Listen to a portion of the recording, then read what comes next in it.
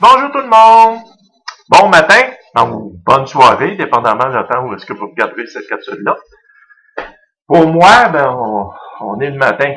Et que voulez-vous, des fois, ça prend du temps avant que ça soit téléchargé sur YouTube, fait que vous le recevez le soir. C'est plate, mais c'est comme ça. Je voudrais tout d'abord remercier les gens qui ont déjà commencé à m'acheminer des bons souhaits pour la période des fêtes. Je vous remercie beaucoup. Évidemment, c'est dû à la capsule que j'ai déposée de mes meilleurs vœux. Il y en a qui ont déjà même commencé à m'écrire en privé pour me dire que j'avais un beau sapin. Je vous remercie beaucoup. Je ne l'ai pas monté tout seul. Ma conjointe a fait le plus gros. Puis j'aime mieux vous présenter mon sapin que de vous en passer un sapin. Qu'est-ce que vous bottine en matin? Ma capsule va être bien spéciale aujourd'hui. Tout d'abord parce que ça me fait plaisir de recevoir une personne qui est devenue un ami, Monsieur Yves Mister Rivet. Vous l'avez tous entendu parler certainement, écoutez, depuis une couple de jours, ça roule sur tous les moteurs sociaux, ça passe à la télévision, ça passe à la radio, son hernie, que je prendrais le qualificatif de monstrueuse. Je compatis avec le monsieur parce que je n'ai une qui est beaucoup moins spectaculaire, mais elle a quand même. Et pour ceux qui me suivent depuis longtemps et qui le savent, j'aimerais ajouter qu'il y en a malheureusement qui viennent de se joindre à nous, à On Jase, qui sont pas au courant que je suis malade, je suis atteint de fibromyalgie, que j'ai du diabète, et qu'en plus de mon hernie, que j'ai une stomie. Et que présentement, je suis en période de convalescence. Ça paraît pas, hein? J'aide le monde pareil. Je dis pas ça pour me vanter, je fais juste mettre les choses au fait. J'aide les gens, malgré mon état, parce que je viens de me faire opérer d'une opération à la prostate et à la vessie, ça fait peut-être une semaine et demie. Et le 17 décembre, je rencontre ma chirurgienne pour enfin peut-être avoir la date de l'opération qui va ramener mon abdomen à une vision plus normale. Ceci étant dit, j'ai une demande spéciale à vous faire à vous tous qui m'écoutez. Que ce soit sur YouTube, sur Google ou sur n'importe quels autres moteurs sociaux, et évidemment sur On Jase. J'aimerais que vous fassiez un partage de cette capsule-là. Que vous l'envoyiez à vos députés. Que vous l'envoyez à la première ministre. Si chacun de nous fait ça, là, ça va peut-être faire bouger les choses parce que, écoutez, la classe moyenne, il y a beaucoup de gens qui vont défendre. Mais la basse classe, il n'y a personne qui le fait. Les moins démunis, les sans-abri, les personnes malades, parce que leurs votes sont plus ou moins importants pour nos gouvernements, même s'ils prétendent le contraire, on s'occupe pas d'eux autres, ou plus ou moins. J'arrive de l'hôpital, moi, là. Je sais-tu de quoi je parle à l'hôpital de Val-d'Or? J'ai dormi sur un lit centenaire. De jour, les petits gars malades, il y en a en masse. Mais de soir puis de nuit, oubliez ça, ils courent comme des folles. Je veux parler de ça. Puis je veux m'adresser directement à la première ministre. À partir de cet instant-ci, je le fais. Madame Marois, vous êtes la première dame du Québec.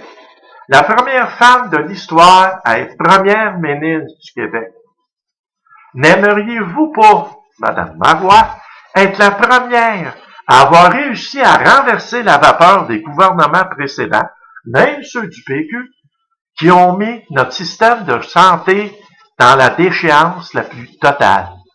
Monsieur Rivet et moi-même ne sommes pas des cas uniques. Autre chose, j'ai contacté ma députée, Mme Larouche, d'Abitibi-Ouest, et j'ai eu souvent des pourparlers avec son attaché de presse. Je vais vous dire son nom, M. Bruno Philippe. J'ai proposé un projet que j'aimerais qu'il vienne à vos oreilles. Moi, là, je suis un assisté social contraint sévère à l'emploi depuis 2007 à cause de ma maladie, la fibromyalgie. C'est rajouté à ça mes autres problèmes de santé.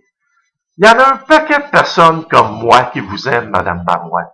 Il y en a un paquet de personnes comme moi qui aimeraient encore vouloir voter pour vous, Madame Marois. Puis toutes ces personnes-là, parmi celles-ci, il y a des personnes comme moi atteintes d'une maladie chronique qui sont prisonniers à végéter sur l'aide sociale contrainte sévère à l'emploi, alors qu'on voudrait simplement qu'on nous extirpe de ce service-là pour nous donner une rente qui donnerait les mêmes avantages que l'aide sociale, mais qui serait une rente. Imposable, on s'en fout. en autant que l'imposition ne nous rabaisse pas le revenu qu'on avait déjà. Pourquoi? Pas pour se mettre plus d'argent dans nos poches, mais pensez à nos conjointes.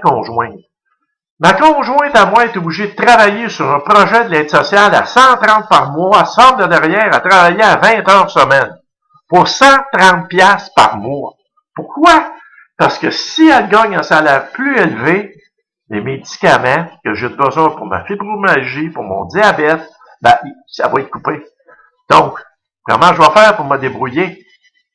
Il n'y aurait pas moyen de rendre justice à nos conjoints. Il n'y aurait pas moyen d'arrêter de forcer le monde à travailler en dessous de la table ou à provoquer des séparations pour cause de maladie. J'aimerais ça, Madame Marois, que vous puissiez vous pencher sur ce problème-là. Vous pencher, pardon. Et aussi y penser à cette problématique-là qui touche bon nombre de Québécois et Québécoises. C'est sûr qu'il y a eu des décisions qui ont été prises cet été, que j'ai dénoncées, et que je dénonce encore, je suis pas en accord avec certaines décisions que vous avez prises. Mais si au moins vous pourriez essayer de renverser la vapeur, en donnant aux gens les plus pauvres un peu d'espoir, ça aiderait. Aider aussi les démunis à sortir de la rue. Aider aussi les gens qui sont pris sur l'assistance sociale, non pas parce qu'ils en font une carrière, mais parce qu'ils veulent s'en sortir pour sortir de là le plus vite sacrant. En faisant une petite coupe dans les profiteurs de système qui font des enfants, puis qui font de l'aide sociale une carrière. Il y en a des profiteurs de système là-dedans, contrairement à ce que le Québec solidaire ose dire qu'il n'y en a pas, que c'est pas vrai, c'est une minorité. J'aimerais ça prendre la petite madame et le petit monsieur de Québec solidaire et les emmener se promener avec moi dans certains ghettos, surtout dans le coin de Montréal et Saint-Jérôme. On pourrait en parler, c'est des vrais villages de moi de vue. Il y a du monde là-dedans, là. Je peux vous dire que moi, j'ai travaillé toute ma vie, puis qui sont mieux équipés, mieux nantis, puis qui ont des plus beaux chars que moi, j'ai jamais eu, puis que j'aurais jamais dans ma vie. Pourtant, ils sont sur le BS. Après la pause, Madame Marois, je veux que vous écoutiez un autre citoyen, Monsieur Yves Rivet. Lui aussi va avoir des demandes à vous formuler. J'aimerais ça que vous preniez le temps de les écouter. J'aimerais ça que tout le monde partage cette capsule-là avec leurs députés pour que leurs députés vous envoient, pour que vous soyez inondés, pour que vous compreniez que la machine des réseaux sociaux a une force inimaginable pour pouvoir venir en aide aux Québécois, Québécoises. Si vous ne voulez pas nous écouter, si on est obligé de sortir sur le net, sur le web, appelez ça comme vous voudrez, pour qu'enfin nos plaintes viennent à vos oreilles, nos demandes légitimes, c'est ça qu'on va faire. On se retrouve après la pause. Merci.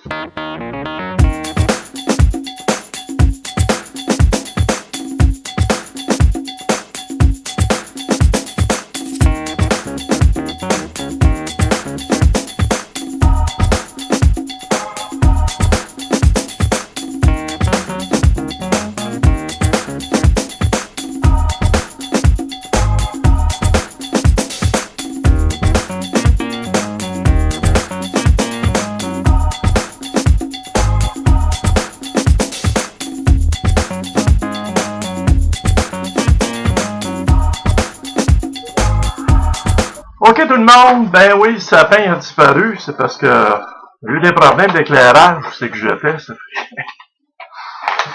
Finalement, l'entrevue va avoir lieu, j'avais déposé un petit message au cas où, mais pour vous raconter une tranche de vie vite de ma vie privée, c'est qu'en attendant le cadre de M. Yves, j'ai mis mon nez droit, je me suis approché comme un fil qui pendouillait après mon camion, c'est que votre humble serviteur est parti un petit peu trop vite hier soir, puis mon camion était plaqué, je suis parti avec la switch.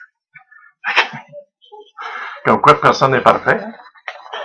Bon, je vous ai dit en préambule, dans la première partie, que cette capsule-là, je l'adressais à Madame la Première ministre Marois, et que je demandais à tout le monde de faire de même, d'envoyer ça à leurs députés de comté, puis de l'envoyer aussi à la Première ministre Marois, puis de demander, quand vous l'envoyez aux députés de comté, qu'ils l'envoient aussi à la Première ministre ou aux députés.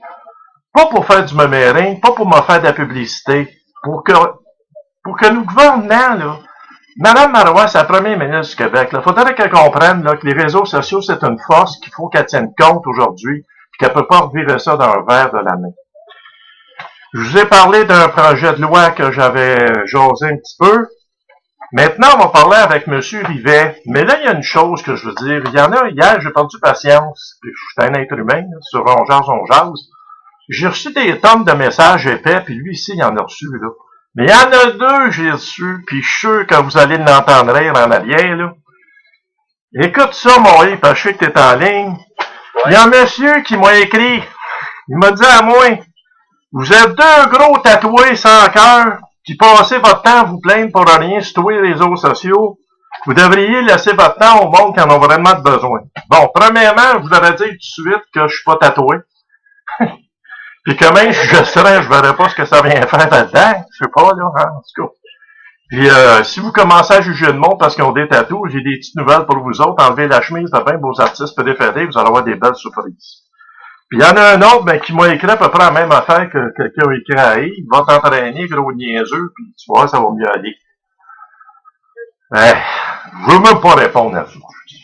En ligne, on a monsieur Mister Yves Rivet. Salut, mon homme. Salut, Daniel. Ça va?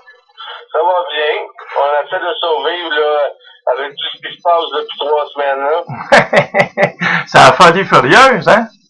Ouais, mais parce qu'il y a du monde qui m'ont dit que pourquoi je me suis réveillé il y a 3 semaines, puis que ça fait 10 ans que mon histoire traîne. Le problème qui arrive, c'est que avant il y a 3 semaines, je voulais pas en parler à personne. Il y avait juste ma famille et mes amis qui étaient au courant, puis le reste, je voulais pas en parler à personne, mais depuis 3 semaines, je me suis mis à cœur ouvert avec tout le monde, puis je me suis motivé, puis go, on en parle.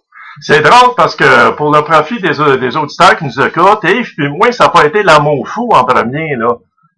Non, mais ça, j'ai pas eu le temps j'étais trop pressé, j'avais trop de choses à dire, ça n'allait pas assez vite.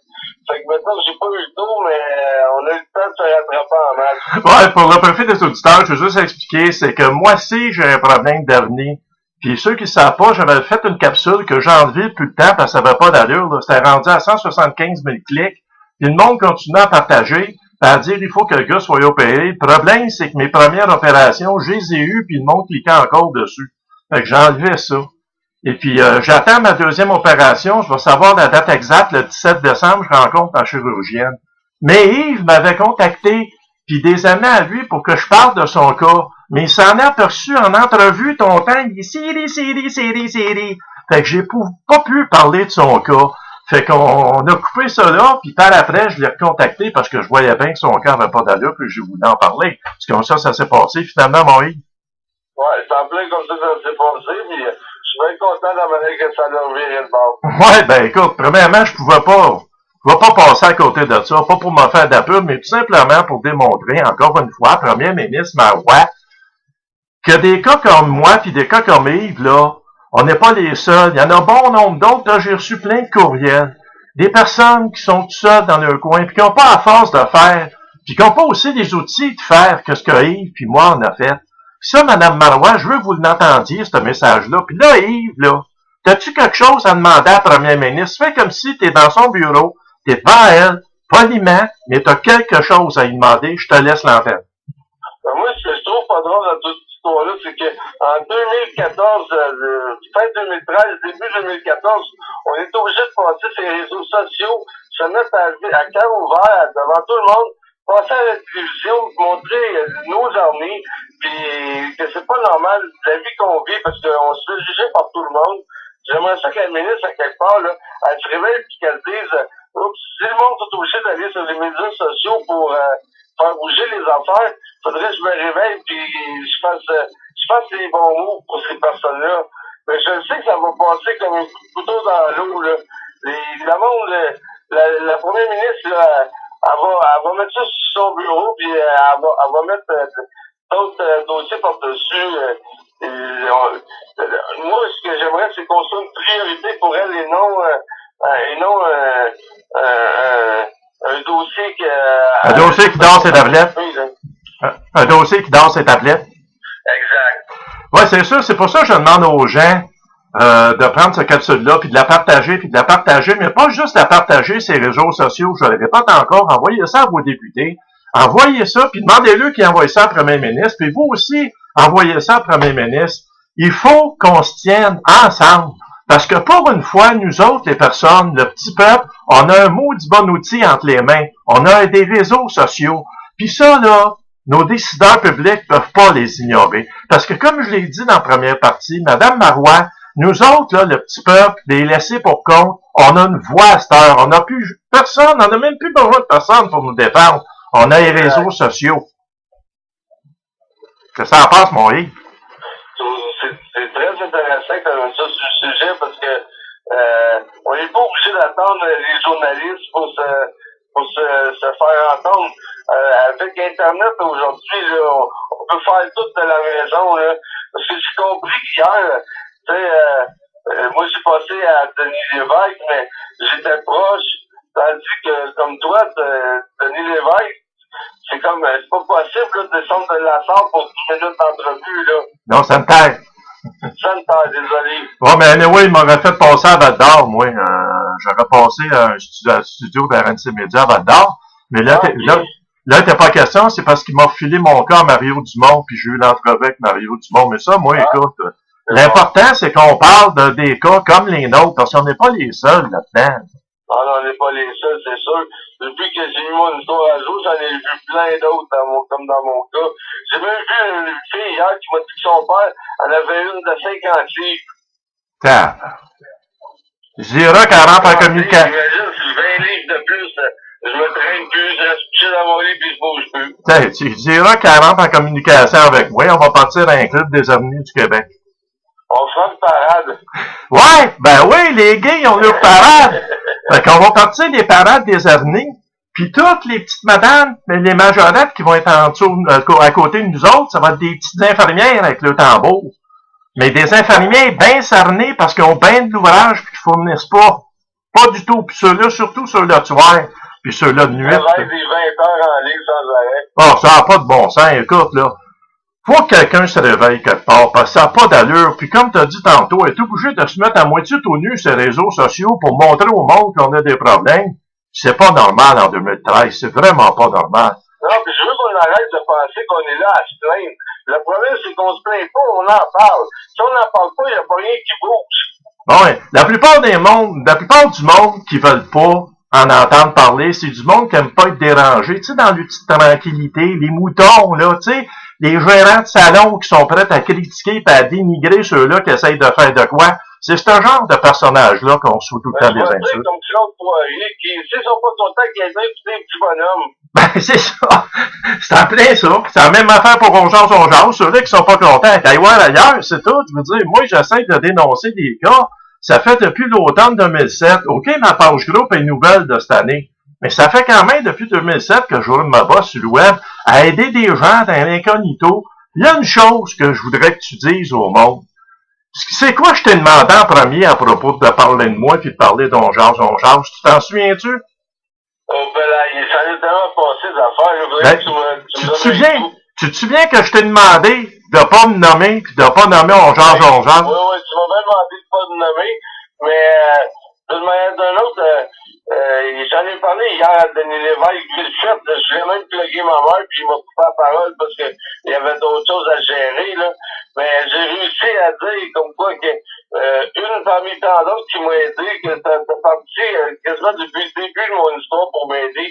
Fait que c'était normal que je te remercie publiquement pour que tout le monde le sache. Et à quelque part, Daniel Poirier, au début, ça a mal commencé, le monde a mal réagi, mais que c'est un être humain, puis il est là pour comprendre et aider les autres sans être un sauveur non plus, là. Ben, je te remercie beaucoup, mais la raison, moi, c'est parce que tout simplement, moi-même, je suis ton camarade Sam, ça paraît peut-être pas, là, mais je voulais pas que si on me nommait, que les demandes commencent à débouler sur ma page FB Group, puis que là, on me prenne justement pour un messie, ce que je suis pas, parce que ce que j'ai fait, c'est avec l'aide d'autres personnes aussi. Ouais, mais toi, qu'on est assez supporté, là, par Rénovons le Québec, les journalistes, les Radio X, Ça a bougé beaucoup depuis une semaine. Là. Ben, c'est une bonne chose. Moi, je vais te laisser là-dessus. Je te souhaite bonne chance, puis si t'as d'autres dénouements, tu me rappelles sans faute. Pas de problème. Fait que, je vous remercie beaucoup, puis on lâche pas, on continue. Faut faire bouger les choses. Yes! Bye-bye, Yves! Bye-bye, Daniel.